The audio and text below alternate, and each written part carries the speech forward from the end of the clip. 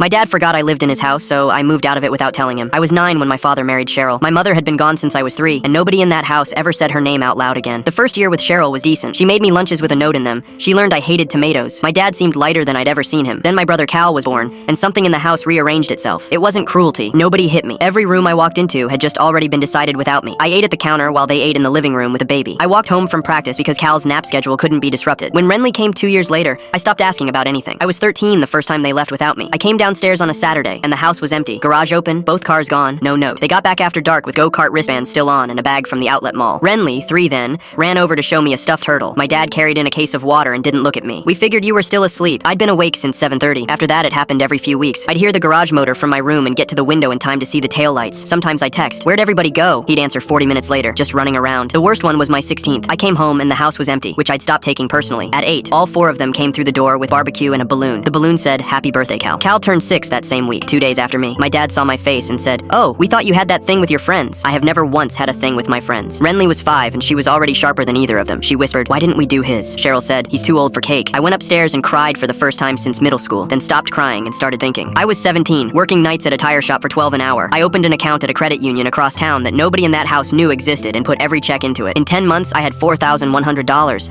I started looking for anything that came with housing. I found a shipyard apprenticeship in Louisiana, 4 years, welding and marine fabrication, dorm beds for first years, a stipend from day 1. I applied in February, drove 11 hours to test in March, and told my father I was staying at a friend's. He said okay without looking up from his phone. They called in April. Start date August 4th. I moved out in pieces. A duffel here, a box there, all of it into my friend Devin's garage. Backpack full in the morning, empty when I came home. My dad noticed my closet once, asked if I'd gotten rid of some clothes. I said I needed gas money. He nodded and left the room. Renly was the only problem. 10 years old and she watched everything. "Why is your amp at Devin's?" I said he was borrowing it. She looked at me a long second and didn't argue, which was worse than if she had. Then 9 days before I left, my mother called. I hadn't heard her voice in 14 years. She said she'd been sober 4 years, working up to the call for 2 of them, and that she'd found me through my old coach. We met at a diner off the highway. She looked older than 43. She'd brought a folder of letters she'd written me and never sent, going back to 2013. She said she wasn't asking for anything. She wanted me to know she'd been trying to become someone I could stand. I told her about the shipyard, about leaving in 9 days. She put her hands over her face in the booth and cried so hard a waitress came over. I told her I'd write, that I wasn't ready to call her mom, and that she'd have to earn it. She said she'd take that. I left my father a letter on the counter the morning of August 4th. 6 pages. Every birthday, every empty house, every just running around. I told him I'd rather be a stranger 900 miles away than a stranger in his hallway. I didn't tell him where I was going. He could work that out himself. My ride came at 4:15. My mother was parked at the end of the block with her lights off, and she followed us to the county line and peeled off because I'd asked her to. He texted at 2 that afternoon. "How could you do this without saying anything?" I didn't answer. Renly texted that night. "Are you okay?" Dad's mad, and Cheryl's crying. I told her I loved her, that I'd explain when she was older, and that none of it was hers to carry. I'm 8 weeks in. I can lay a decent flat bead, and my hands are always sore. My mother writes every Sunday. My father hasn't texted again.